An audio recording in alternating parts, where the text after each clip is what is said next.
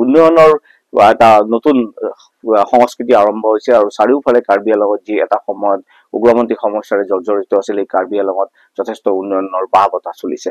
আমাৰ লগত আছে তুলিৰাম ৰহন ডাঙৰীয়া, তেওঁ মুখ্য কাৰ্যবাহী বিষয়া তাৰ কাৰ্বি আংলঙৰ। আৰু কাৰ্বি আংলঙত অনাগত দিনত কি ধৰণৰ আৰু কাজ কৰি যাব বুলি ভাবিছে আপুনি অনাগত দিনত? ইয়াত কাৰ্বি আংলঙত আমি বিশেষকৈ ইয়াত নিবনুৱা সমস্যা, আনএমপ্লয়ড ইউথৰ সমস্যা সেই সমাধান কৰাৰ স্বাৰ্থত আমি কেন্দ্ৰ চৰকাৰ ৰাজ্য চৰকাৰৰ লগত আলাপ আলোচনা কৰি আহি আছো আৰু আমি আলাপ আলোচনাৰ মাজতে নিবনুৱা সমস্যা সমাধান কৰিবৰ কাৰণে চেষ্টা কৰিম। লগতে কাৰ্বি আংলঙত all-round development, west Karbi Anglong আৰু ইষ্ট কাৰ্বি আংলঙত প্ৰত্যেক চুবুৰী প্ৰত্যেক গাঁৱত সমান্তৰাল হিচাপে ডেভেলপমেণ্ট কাম কৰিবৰ কাৰণে আমি চেষ্টা কৰিম। গতিকে ধৰক আমি দেখিছো ২৬ৰ বিধানসভা নিৰ্বাচন আহিছে, তাৰ বাবে কি ধৰণে সাজু হৈছে? ৫টা সমষ্টি, এটা সমষ্টি বৃদ্ধি হ'ল। ৫টা সমষ্টিত 100% বিজেপি জিকি আহিব। ৰাইজে এতিয়ালৈকে সিদ্ধান্ত লোৱা হৈ গ'ল যে আগন্তুক বিধানসভা নিৰ্বাচনত 2026ত বিজেপি প্ৰাৰ্থীত 100% ৰাইজে ভোট দিব। আমি সেইটোৱে দেখিছো APDCL লগ লাগিছে কংগ্ৰেছৰ আৰু লম্ফজম্ফ কৰি আছে কাৰ্বি আংলঙত। কোনো ফেক্টৰ নহয় APSLC আৰু কংগ্ৰেছ। আপোনালোকে চাব প্ৰত্যেক দিনে কংগ্ৰেছ আৰু APSLC দলৰ পৰা প্ৰত্যেক দিনে যোগদান কৰি আছে আমাৰ ভাৰতীয় জনতা পাৰ্টি দল। প্ৰত্যেক দিনে যোৱাকালিও প্ৰায় 1000কৈ অধিক পৰিয়ালে যোৱাকালি যোগদান কৰা হৈছে। এনেধৰণৰ প্ৰত্যেক MEC সমষ্টিত 6 বাৰ 7 বাৰ 8 বাৰ 9 বাৰলৈকে যোগদান কৰাৰ কাৰ্যসূচী আছে। আৰু জিলা কংগ্ৰেছৰ এবাৰতে ইয়াত 14 জন অফিচ বেৰাৰ কংগ্ৰেছৰ পৰা ত্যাগ কৰি আমাৰ ভাৰতীয় জনতা পাৰ্টিৰ যোগদান কৰিছে। গতিকে আমি জানো যে 5খন চিটেই বিজেপিৰ 100%। শেহতীয়াভাৱে গোটেই অসমত ৰাজ্যজুৰি এটা জ্বলন্ত বিষয় হ'ল 6 জনগোষ্ঠীৰ জনজাতিকৰণ। আৰু আমি যদি চাওঁ কাৰ্বিসকল ইয়াৰে ভূমিপুত্ৰ। এই ক্ষেত্ৰত আপুনি কি কয় 6 জনগোষ্ঠীৰ জনজাতিকৰণ ক্ষেত্ৰত সন্দৰ্ভত অসমৰ? সেইটো মোৰ ফালৰ পৰা একো ক'বলগীয়া নাই, এইটো কেন্দ্ৰ চৰকাৰৰ এইটো মেটাৰ্ছ। গতিকে কেন্দ্ৰ চৰকাৰ যি সিদ্ধান্ত ল'ব মই একো ক'বলগীয়া নাই। আৰু তেনেকুৱা ক্ষেত্ৰত ইয়াৰে বিভিন্ন আমি দেখিছো বহুত সংগঠনৰ লগত আপুনি প্ৰায় আলোচনা কৰে, কালিও অসমীয়া সমাজৰ লগত কথা বতৰা পাতিছে।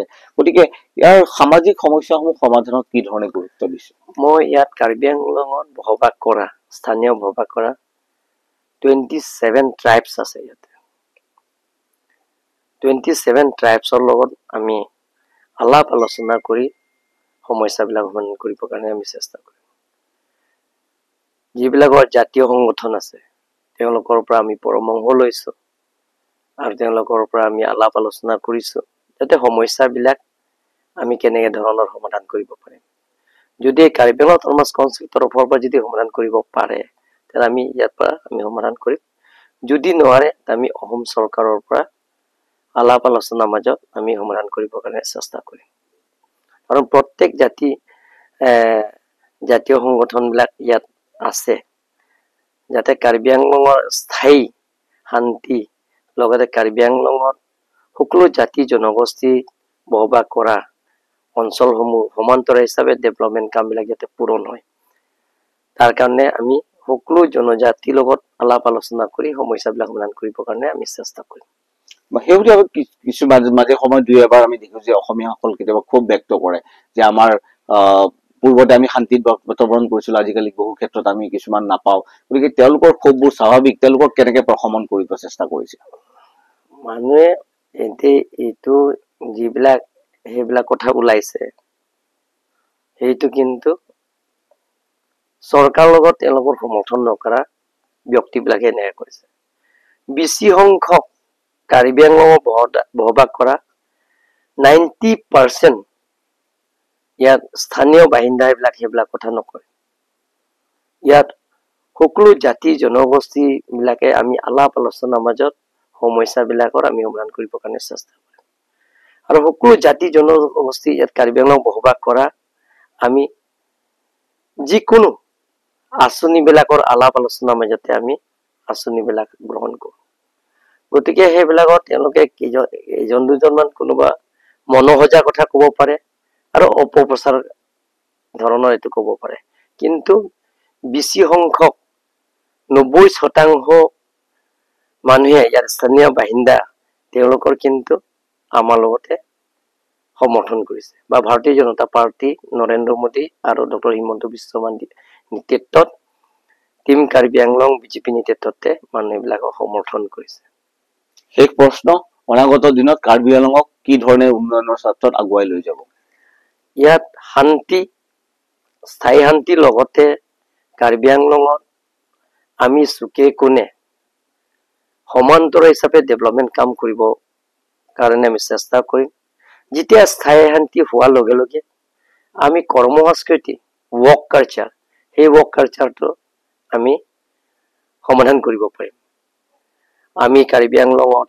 Work culture sports culture education culture আপোনালোকে চাওক যে এই বছৰৰ প্ৰথম বেচ ডিফু মেডিকেল কলেজত 100% ইয়াত পাছ কৰা হৈছে ডক্টৰ MBBS পাছ কৰিছে এবাৰ আপোনালোকে গম পাইছে সায়েন্স ষ্ট্ৰীমত 12 ক্লাছৰ যেটা হাই সায়েন্স ষ্ট্ৰীম 100% ইয়াত পাছ কৰিছে কাৰ্বি আংলঙৰ পৰা মেট্ৰিকৰ ৰিজাল্ট আপোনালোকে গম পাইছে 84.6% লৈকে আগবাঢ়িছে গতিকে এনে ধৰণৰ স্পৰ্টছ কালচাৰ ডেভেলপমেণ্ট কালচাৰ আৰু এডুকেশ্যন কালচাৰ এটা কাৰ্বি আংলঙত লাহে লাহে পূৰণ হৈ আহি আছে গতিকে ডেভেলপমেণ্ট কামবোৰ এনে ধৰণৰ সমান্তৰাল হিচাপে ডেভেলপমেণ্ট কামবিলাকৰ পূৰণ হ'ব প্ৰিয় দৰ্শক এয়া আছিল তুলিৰাম নৰসিংহ ডাঙৰীয়া আৰু তেওঁ মুকলিকে ক'লে যে অনাগত দিনত কাৰ্বি আংলঙৰ সৰ্বোত্তম উন্নয়নৰ কাৰণে কি ধৰণে কাৰ্যসূচী হাতত লৈছে